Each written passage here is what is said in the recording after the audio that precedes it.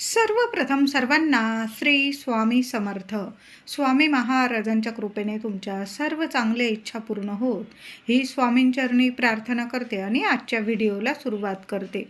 2 मार्च 2026 सोमवार दिवशी हुताशनी पौर्णिमा म्हणजेच फाल्गुन पौर्णिमा, होळी पौर्णिमा आलेली आहे. तर पौर्णिमा प्रारंभ होणार आहे संध्याकाळी 2 मार्चला संध्याकाळी 5:55 ही पौर्णिमा तिथी प्रारंभ होणार आहे आणि दुसऱ्या दिवशी 3 मार्च रोजी सायंकाळी 5:07 ही पौर्णिमा तिथी संपणार आहे. बऱ्याच लोकांकडून तुम्ही ऐकलेलं असेल की होळीला, यंदाच्या होळीला चंद्रग्रहण आलेलं आहे. तर नाही, चंद्रग्रहण हे 3 तारखेला धुलीवंदनच्या दिवशी असणार आहे. दुपारी 3:20 ते संध्याकाळी 6:48 असा 3.25 तासाचं हे चंद्रग्रहण असणार आहे. मोठं चंद्रग्रहण आहे, पण होळी सणावर चंद्रग्रहणाचा कुठलाही वाईट परिणाम नसून आपल्याला होळी दहन म्हणजेच प्रज्वलित होळी करायची आहे. ती 2 मार्च रोजीच करायची आहे.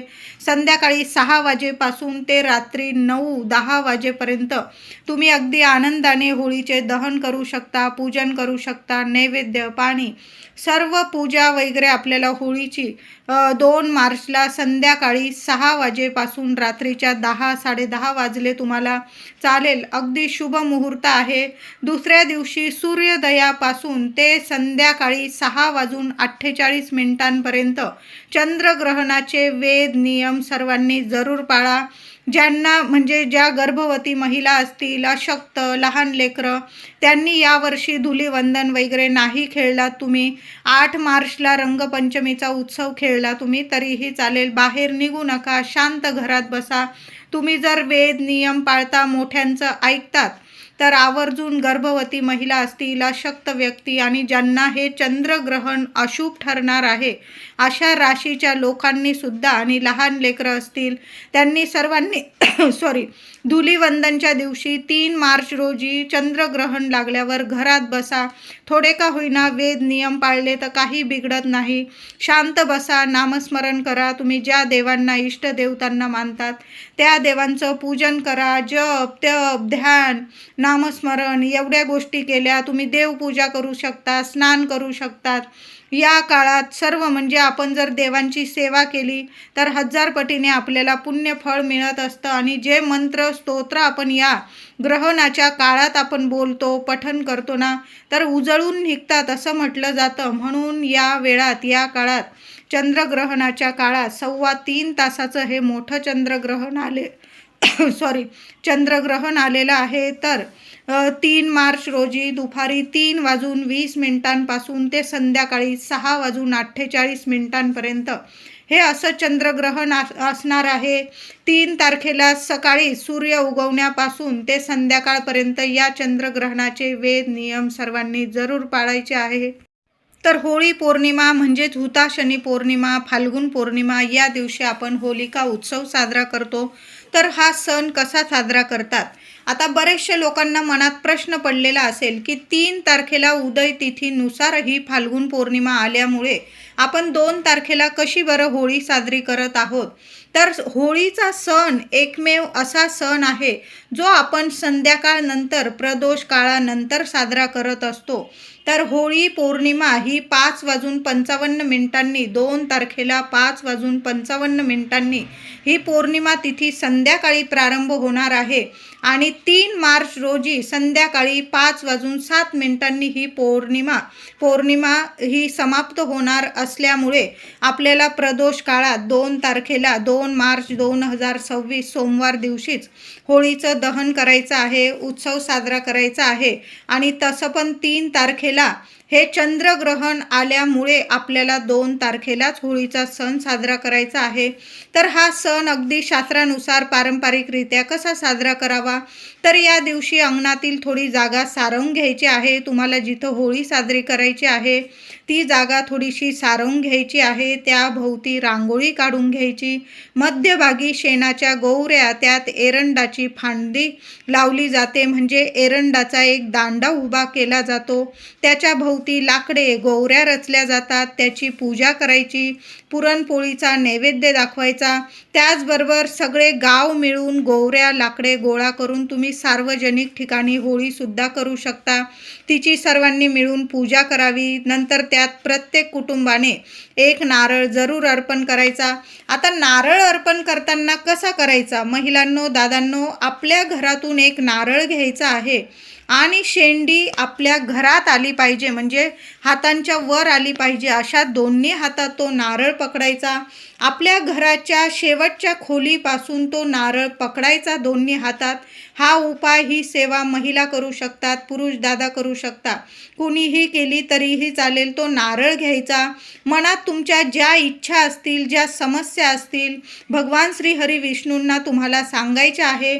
संपूर्ण घरात तो नारळ फिरवून घ्यायचा आहे आणि सरळ जाऊन जळत्या होळीत तुम्ही तो नारळ अर्पण करायचा आहे. अशा पद्धतीने जर तुम्ही नारळ अर्पण केला ना, तर तुमच्या घरात ज्या अडीअडचणी असतील, तुमच्यावर काही संकट असेल, समस्या असतील, भगवान श्री हरी विष्णू एका क्षणात त्या समस्यातून मार्ग मिळवून देतील. सर्व समस्या नष्ट होईल. जसा जसा तो नारळ होळीत जळतो तशा तुमच्या सर्व समस्या नष्ट होतात, जळून खाक होतात. म्हणून प्रत्येकाने होळी पौर्णिमेला म्हणजेच होळीत एक नारळ जरूर अर्पण करावा. आता होळी का साजरी केली जाते बरं? छोटीशी कथा सांगते. हिरण्यकश्यपूचा मुलगा भक्त प्रल्हाद हा विष्णूंचा, भगवान श्री हरी विष्णूंचा लाडका भक्त होता. हिरण्यकश्यपूने त्यांचा छळ केला. प्रल्हादाने श्रीकृष्णांचे नाव घेऊ नये म्हणून हिरण्यकश्यपूने त्याला उंच कड्यावरून खाली फेकून दिले, खाली टाकले, उकळत्या तेलाच्या कढईत टाकले. तरीही भक्त प्रल्हादावर त्याचा काही एक परिणाम झाला नाही. तो तसाच्या तसा राहिला. शेवटी हिरण्यकश्यपूची बहीण म्हणाली, मला वर लाभल्यामुळे, मला आशीर्वाद लाभल्यामुळे अग्नीपासून मला कोणतेही भय नाही. मी जळणार नाही कधीच. मी प्रल्हादाला घेऊन अग्नीत बसते. त्याप्रमाणे हिरण्यकश्यपूची बहीण हुंडा प्रल्हादाला मांडीवर घेऊन अग्नीत बसली. सभोवती गोवऱ्या रचून पेटवले गेले. पण काय आश्चर्य, वर मिळालेली हुंडा अग्नीत जळून भस्म झाली, तर भक्त प्रल्हाद मात्र अग्नीतून सुखरूप बाहेर आला. जे वाईट होते ते जळून गेले, जे अस्सल होते ते तापवून शुद्ध बनले. प्रल्हादाची जणू ही अग्नी परीक्षाच होती. त्याच प्रसंगाची आठवण म्हणून होळी पेटवली जाते. बघा, होळीत जे वाईट आहे ते जळून खाक होतं आणि सत्याचाच विजय होतो. म्हणून होळीच्या दिवशी नक्की मनोभावे महिलांनो, दादांनो, पूजा करा. हळदी, कुंकू, फुलं, अक्षता वाहून होळीची पूजा करा. महिलांनो, एक दिवा मुलांची प्रगती व्हावी, मुलांवर कसलंही अकाली संकट येऊ नये म्हणून होळीजवळ तुम्ही एक दिवा लावू शकता. होळीची नीट पूजा करायची आहे. पाणी फिरवून तुम्हाला 3 प्रदक्षिणा घाला, 5 घाला, 7 घाला. होळीला पाणी फिरवून प्रदक्षिणा जरूर घाला. मुलांकडून सुद्धा ही सेवा करून घ्या. मनोभावे होळीला नमस्कार करायचा आहे आणि कुटुंबाकडून एक नारळ होळीला जरूर अर्पण करायचा आहे. आता होळीच्या दिवशी आपल्याला काही उपाय, तोडगे जरूर करायचे आहे. महिलांनो, दादांनो, जरूर करा. जे काही मागे संकट असेल, पीडा असेल, अडचणी असेल, संपूर्ण नष्ट होईल. होळीच्या पवित्र अग्नीत सगळ्या अडचणी संपून जातील, नष्ट होईल, जळून खाक होईल. कुणी शत्रू वगैरे विनाकारण त्रास देत असेल, नजर बाधा लावत असेल, काही बाहेरील बाधा वगैरे करण्याचा तुमच्यावर प्रयत्न करत असेल, जळून खाक होईल आणि भगवान श्री हरी विष्णूंची भरभरून कृपा होईल. असे काही उपाय आणि तोडगे जरूर करायचा आहे. तर होळी पौर्णिमा जरी संध्याकाळी प्रारंभ होणार आहे, तरी पण सकाळपासून उपाय तोडगे जरूर करा. तर होळी पौर्णिमेला लवकर उठायचं आहे आणि आंघोळीच्या पाण्यात, अगदी लहान लेकरांपासून सगळ्यांनी हा उपाय करा.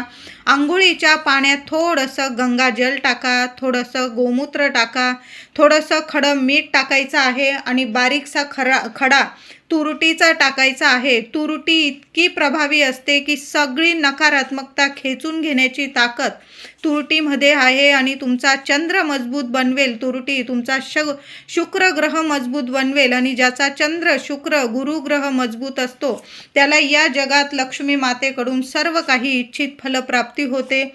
म्हणून या दिवशी होळी पौर्णिमेला सकाळीच हे आंघोळीचा उपाय जरूर करा. राहून गेला तर तुम्ही दुसऱ्या दिवशी 3 तारखेला सुद्धा याच वस्तू थोडं खडं मीठ, गंगाजल, तुमच्याकडं गोमूत्र असेल जरूर टाका आणि थोडंसं बारीकसा खडा तुरटीचा आवर्जून टाका. कितीही मोठा शत्रू असेल तुम्हाला विनाकारण त्रास देत असेल तुरटी या वस्तू पाण्यात टाकताना भगवान श्री हरी विष्णूंचं तुम्हाला नामस्मरण करायचं आहे आणि मग आंघोळीचा उपाय करायचा आहे. लहान लेकरांना सुद्धा तुम्ही उपाय करू शकता. हा महिलांनो, होळीच्या दिवशी आणि दुसऱ्या दिवशी चंद्रग्रहण आहे त्या दिवशी सुद्धा एक पवित्र पाणी आपल्या घरात दारात शिंपडून द्यायचं आहे. काय करायचं आहे? आंघोळीनंतर हा उपाय करा. थोडंसं पाणी घ्यायचं आहे, चिमूटभर हळद टाकायची आहे, गोमूत्र टाका, गंगाजल टाका, गुलाबजल टाका. या सर्व वस्तू तुम्हाला लागणारच आहे आणि या सर्व वस्तू आपल्याकडं हव्याच आहे. तर या सर्व वस्तू पाण्यात टाकायचं आहे. एक कापराची वडी बारीक करून टाकायची आहे.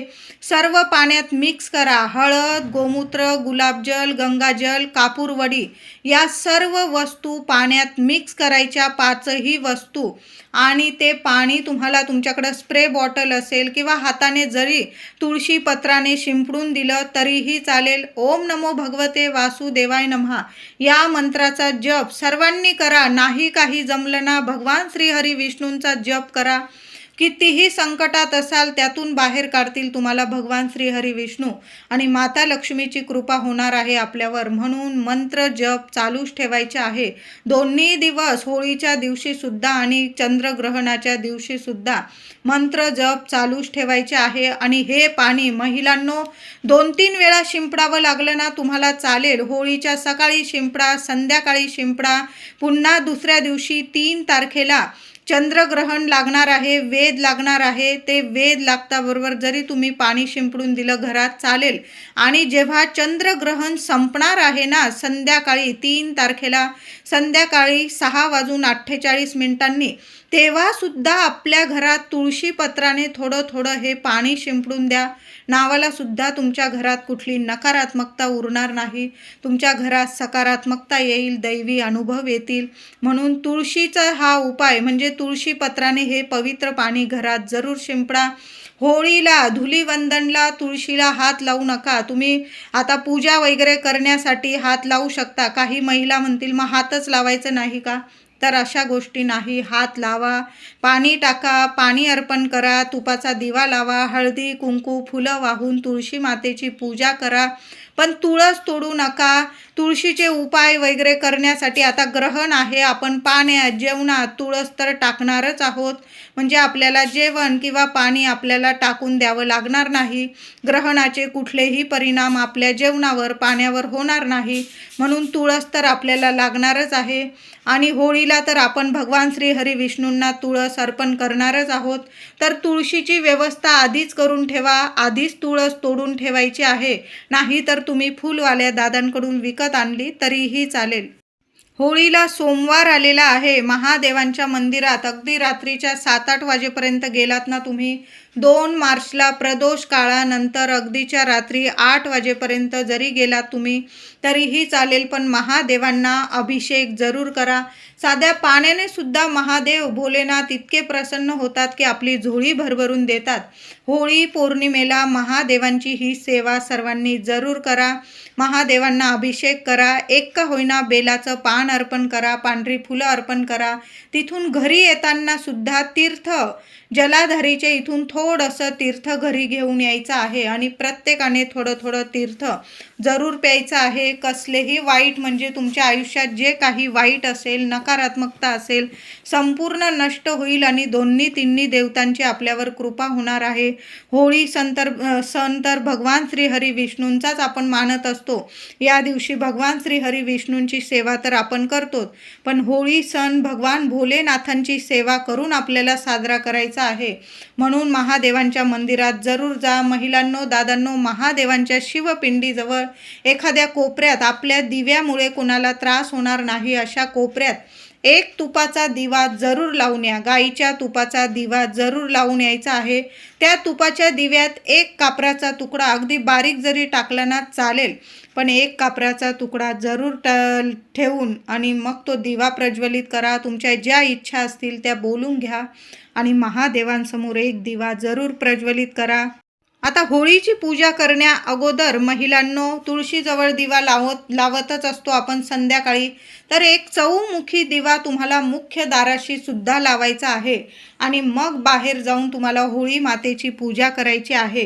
तर एक मातीची पंती जरी घेतली तरीही चालेल. त्यात दुहेरी वात टाकायची आहे, लांब वात टाकायची आहे. अशा 4 वाती टाका.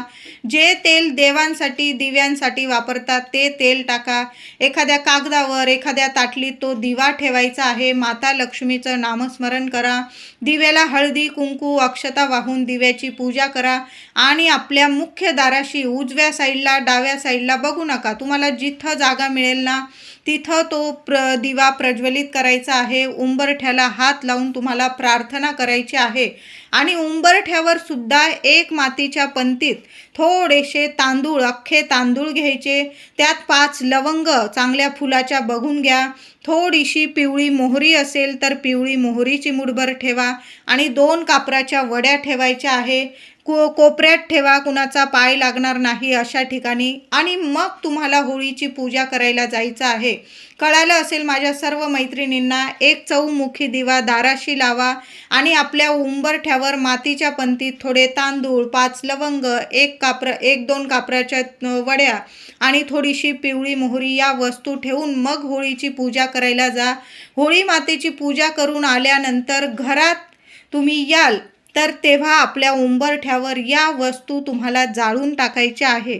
खूप शुभ परिणाम तुम्हाला तुमच्या आयुष्यात दिसून येतील. मुलाबाळांना काही अडीअडचणी असतील, घरात मुलं मोठी झालेली आहे, मग मुलगा असो मुलगी असो, लग्नकार्यात अडीअडचणी येतात, शिक्षणात नोकरीत अडीअडचणी येतात, तुम्ही जे कष्ट घेताय त्यात अडीअडचणी येत आहे, पैसा घरात येत नाही, पैसा टिकत नाही, आरोग्य नीट नाही, कुठलीही तक्रार तुम्हाला राहणार नाही. सर्व तुमच्या म्हणजे मनातल्या इच्छा पूर्ण होणारा हा उपाय आहे. होळीची पूजा करण्या अगोदर उंबरठ्यावर या वस्तू ठेवा आणि होळीची पूजा करून आल्यानंतर त्या वस्तू उंबरठ्यावर येण्या जाण्याच्या रस्त्यात उंबरठ्यावर जाळून टाकायच्या आहे. 2 मिनटं कुणाला ये जाय करायला लावू नका. त्या वस्तू जाळून टाकायच्या आहे. नंतर त्या वस्तू तुम्ही निर्माल्यात टाका. पुन्हा ती पंती तुम्ही वापरू शकतात. सुंदर उपाय आहे. अनुभव नक्की येईल सोन्यासारखे तुम्हाला. महिलांनो, करून तर बघा. होळी पौर्णिमेला माता लक्ष्मी आपली कुलस्वामिनी असेल, तुम्ही त्या फोटो असेल माता लक्ष्मीचा किंवा तुमच्या कुलस्वामिनीचा, श्रीयंत्र असेल, टाक असेल, त्यावर कुंकुमार्चन जरूर करा. 11 वेळा करा महिलांनो, 21 वेळा करा. पण होळी पौर्णिमा, फाल्गुन पौर्णिमा, हुताशनी पौर्णिमा मोठी पौर्णिमा आहे. देवी आईला तुम्हाला पानाचा विडा अर्पण करायचा असेल, पुरणाचा नैवेद्य तर आपण देवी आईला दाखवणारच आणि मग बाहेर जाऊन होळी मातेला नैवेद्य दाखवणार. तर जेव्हा नैवेद्य दाखवतो पूर्णावरणाचा तेव्हा गोड पानाचा विडा जरूर चढवावा. नंतर तो पानाचा विडा तुम्ही पती पत्नीने किंवा घरात सर्वांनी प्रसाद स्वरूप खाल्ला तरीही चालेल. देवी आईला तुम्हाला लवंग अर्पण करायच्या असेल तर 11 लवंग अर्पण करा. दुसऱ्या दिवशी चंद्रग्रहण वगैरे संपल्यानंतर त्या लवंगा तुम्ही देवघरातून काढून घ्या. एका लाल कपड्यात 1 रुपयाचं नाणं त्याबरोबर ठेवा आणि तुमच्या तिजोरीत ठेवा. कशालाच कधी कमी पडणार नाही. लक्ष्मी माता तुमच्यावर इतकी प्रसन्न राहील की कुठलीच म्हणजे तुमची इच्छा बाकी ठेवणार नाही. मग घर असेल, ऐश्वर्य, सुख, संपत्ती, मुलांची प्रगती, प्रत्येक कामात यश, प्रगती, सर्व तुमच्या इच्छा लक्ष्मी नारायण पूर्ण करतील. जेवढ्या सेवा होतील ना महिलांनो तेवढ्या जरूर करा. महालक्ष्मी अष्टकाचा पाठ 1 वेळा करा, 8 वेळा करा, 16 वेळा करा, पण हुताशनी पौर्णिमेला, होळी पौर्णिमेला संध्याकाळी जरूर करा. एक वेळा विष्णू सहस्त्र नामावली जरूर पठण करा किंवा तुम्ही यूट्यूबवर लावून दिलं ना, साक्षात श्रीहरी विष्णू तुम्हाला दर्शन देऊन जातील. व्यंकटेश स्तोत्र पठण करता येईल तर जरूर करा. मान्य आहे पूर्णावरणाचा नैवेद्य करताना नाही वेळ मिळणार तुम्हाला, पण तुम्ही यूट्यूबवर तर ऐकू शकता. घरात जरासं मोठ्या स्वरात लावून द्या. आपल्या वास्तूला सुद्धा भगवान श्री हरी विष्णूंची ही सेवा ऐकायला द्या, म्हणजे आपली वास्तूसुद्धा नेहमी प्रसन्न राहील आणि कधीच कुणाची नजरबाधा आपल्या घरादाराला लागणार नाही. भगवान श्री हरी विष्णूंची, माता लक्ष्मीची ही सेवा आपल्या घरात झालीच पाहिजे. महिलांनो, दादांनो, जरूर करा.